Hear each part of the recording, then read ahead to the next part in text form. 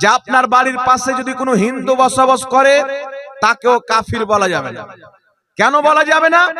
সে যদি একদিন কলমা পড়ে মুসলমান হয়ে যায়, তাহলে আপনার মাকে আপনার বাবার স্ত্রী বলা যাবে না।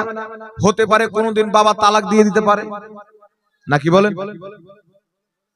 দিল্লিকে দিল্লি বলা যাবে না, হতে পারে বিজেপি সরকার এসে ওর নাম পাটনা রেখে দিবে।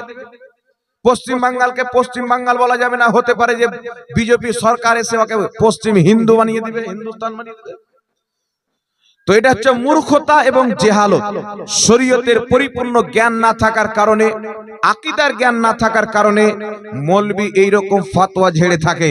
তবে আপনি মনে রাখবেন, একজন ব্যক্তির বয়স যদি 100 বছর হয়, সেই ব্যক্তি যদি 90 বছর কাফির অবস্থায় থাকে, তাকে অতদিন পর্যন্ত কাফির বলতে হবে যতদিন পর্যন্ত কালমা পড়ে মুসলমান না হয়ে যাবে।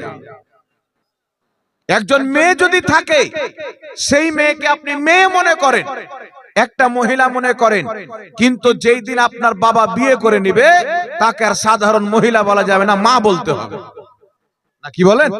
তো অনুরূপ ভাবে একজন ব্যক্তি যদি 90 বছর পর্যন্ত অমুসলিম হয়ে থাকে, তাকে 90 বছর অমুসলিমই মনে করতে হবে।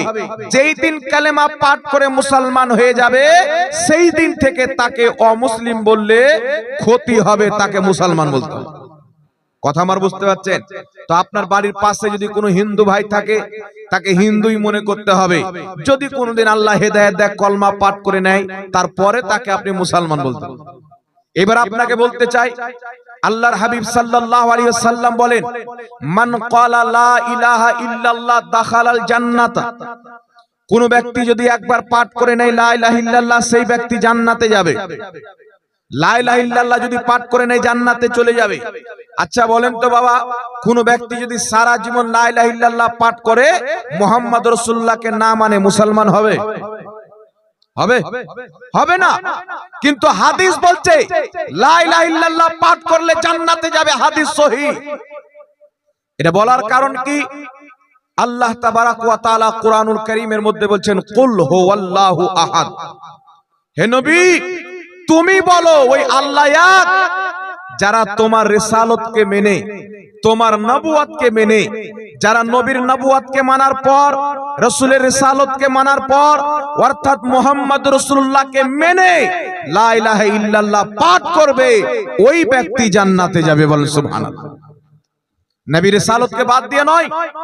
ইমাম ফখরুদ্দিন রাজি রাহমাতুল্লাহ আলাইহি তাফসীরে কবির কিতাবের মধ্যে লিখতেছেন, যদি কোনো ব্যক্তি কোটি কোটি বার লা ইলাহা ইল্লাল্লাহ, লা ইলাহা ইল্লাল্লাহ, লা ইলাহা ইল্লাল্লাহ পাঠ করতে থাকে, জীবনে একটি বারও যদি মুহাম্মদ রাসূলুল্লাহ না বলে, ওই ব্যক্তি কাফির, কাফির হয়ে মরবে, মুসলমান হবে না। আরে ঈমানদার হওয়ার জন্য যেমন আল্লাহ পাকের তাওহীদ মানা জরুরি, তেমন রাসূল পাকের রিসালাত মানাও জরুরি।